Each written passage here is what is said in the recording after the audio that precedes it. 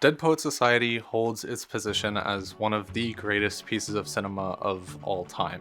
When I was going into this movie initially, I wasn't expecting very much. I was expecting a story that didn't really matter and characters that I wouldn't relate to. What I found was a beautiful story written phenomenally with characters cast perfectly and life lessons that I genuinely learned from.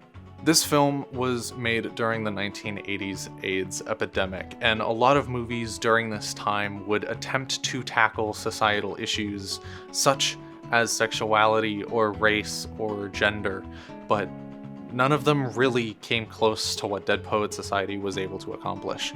This film tackles issues such as the LGBT community in such a way that many people, when they go through watching this movie, they don't see it at all.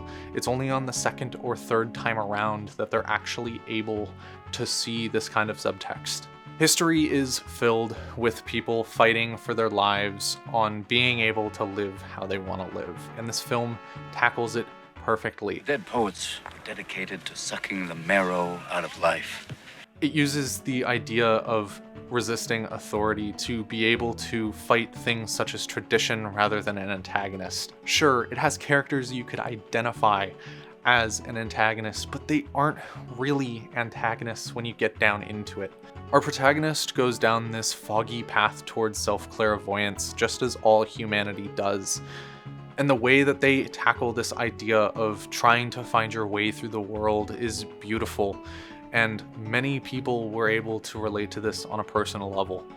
Our protagonist inspired generations of people to look towards their inner meaning and learn what they truly are about. The reason I'm not mentioning a protagonist's name is because in my eyes there isn't one.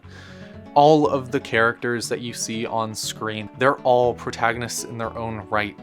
They all deserve the title of protagonist, and I don't think it's right to claim any single one of them as a direct protagonist, because they all go through the same amount of growth. This film, whatever way you cut it, is beautiful. Sure, things have aged technically, but that's not what you grade cinema off of. You grade cinema off of the ability to drive emotion from your audience and be able to capture something that when you're watching it, you forget that it's a movie. You think that these are real characters that you can relate to and be friends with. And that's beautiful. This movie is phenomenal, and I feel like everybody at some point in time should be able to experience it.